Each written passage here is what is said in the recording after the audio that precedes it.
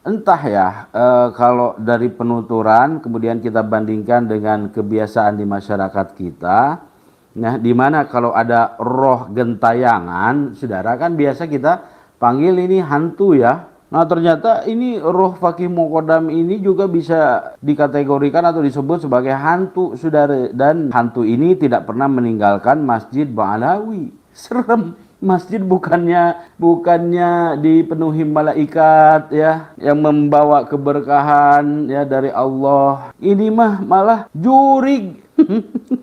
Jurig Fakihil Muqaddam lah. Iya ya, kalau rohnya nggak bisa kemana-mana lagi, diam di satu tempat ya jadi penunggu, artinya kan berarti jadi setan penunggu, saudara, atau jin, atau bukan jin ya, ya hantu lah pokoknya ya.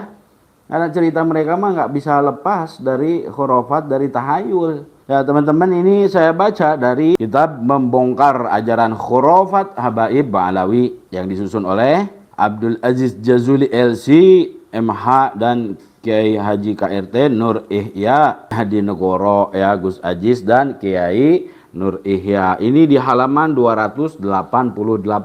Nomor 24, Ruh Fakih Muqaddam tidak pernah keluar dari Masjid Ba'alawi. Wow. Habib Muhammad bin Ali Khirid di dalam kitab Ghurarul Bahaid Dawi berkata, dan dari Syekh besar ahli makrifat yang masyhur Abdurrahman bin Ali bin Abu Bakar Asy-Syakron, ia berkata, aku mendengar. Nah, jadi si Ali bin Abu Bakar Asy-Syakron ini yang berkata, Abdurrahman bin Ali bin Abu Bakar Asy-Syakron ya, yang kita kenal dengan si Syakron.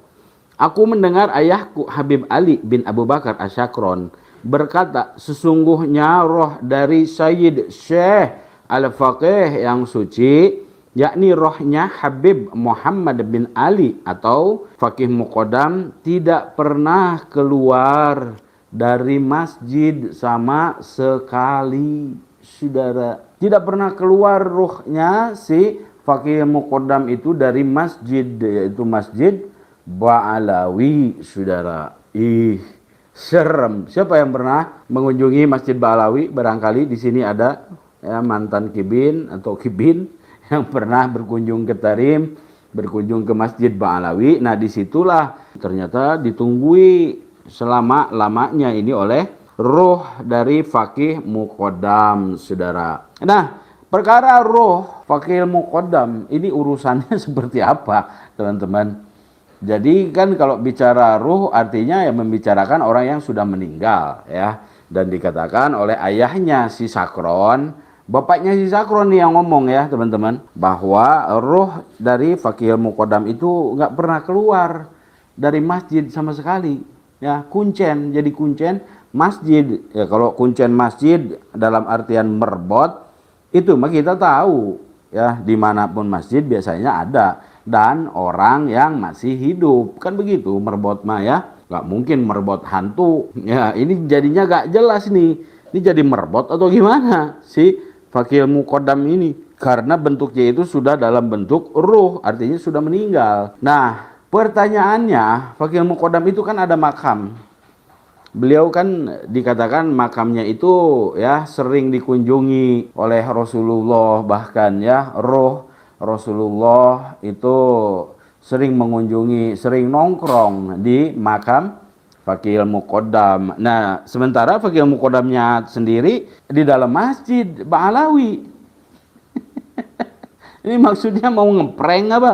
Si Fakih Muqaddam ini mau ngeprank Nabi apa? Nabinya berkunjung ya, sering nongkrong di makam si Fakih Muqaddam, sementara si Fakih Muqaddamnya sendiri di masjid. Nah, ini dalam penjelasannya dalam kitab ini ya, kita juga sama-sama tahu roh itu milik Allah, bukan milik manusia ya, saudara. Ya, sebagaimana dinyatakan dalam Quran surah Al-Isra ayat 85.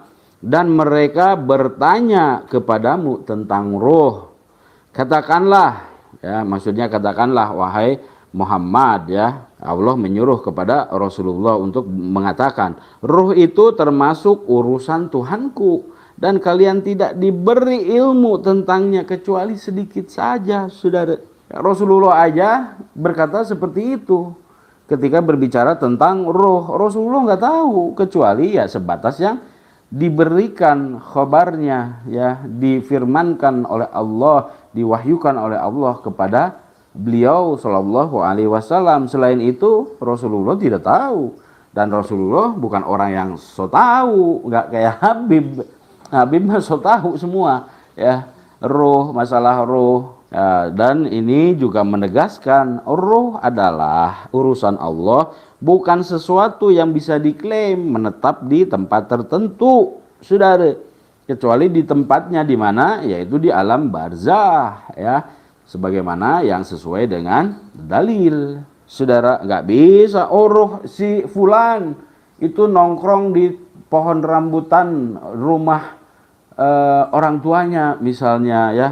Si fulan rohnya itu karena dia dulunya suka main di sungai, maka dia menempati sungai, saudara. Dia dulu sukanya nongkrong di jembatan di kampung, maka setelah meninggal ruhnya pun berdiam di situ, menetap di situ. Ini kan bukan kepercayaan atau ajaran dalam agama Islam, saudara. Kita tidak mengenal, agama Islam tidak mengenal ajaran ruh jadi hantu, ruh jadi penunggu, ruh jadi, ya, yang jumeneng di suatu tempat, yang ngagegeh suatu tempat, menunggui, saudara, seperti ruh atau roh-roh halus katanya, ya, jin-jin atau demit-demit yang suka dijadikan tempat bertanya para dukun, kan begitu, ya, saudara. Maka pernyataan bahwa roh seseorang tidak pernah keluar dari masjid, sebagaimana dikatakan oleh bapaknya si Sakron itu, Habib Ali bin Abu Bakar Asyakron, adalah spekulasi metafisik yang tidak memiliki dasar wahyu. Spekulasi, mereka nggak memiliki pengetahuan tentang itu, ngomongnya doang aja, suka-suka mereka, saudara, dan merupakan ajaran halu,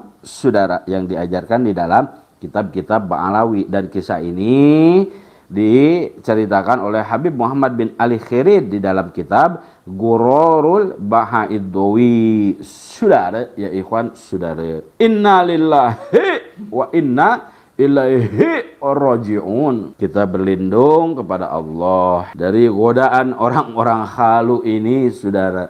Kita berlindung kepada Allah dari mengikuti paham-paham yang sesat, paham-paham yang akidahnya nggak jelas seperti ini. Ini kan juga menentang bagaimana proses kematian menghampiri manusia atau terjadi pada manusia, yaitu terpisahnya roh dan jasad. Sementara jasad dikebumikan yang nantinya akan mengalami pembusukan dan nanti berubah lagi menjadi tanah, saudara. Sementara rohnya, ya, di alam kubur atau di alam barzah. Untuk apa? Untuk menunggu hari kebangkitan, saudara.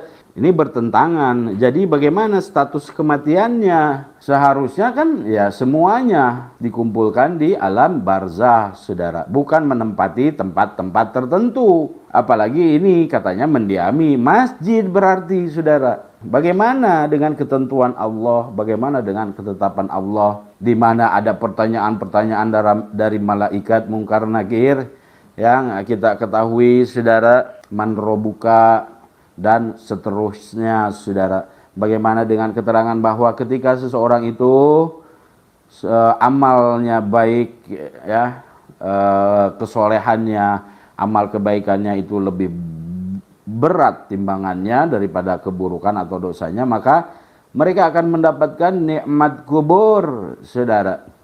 Begitu juga sebaliknya, orang yang memiliki dosa yang banyak, ya, kemaksiatan yang sering dilakukannya di alam dunia ketika hidup, saudara, maka dia juga akan mendapatkan siksa kubur. Yang satu dapat nikmat kubur, yang satu mendapatkan siksa kubur.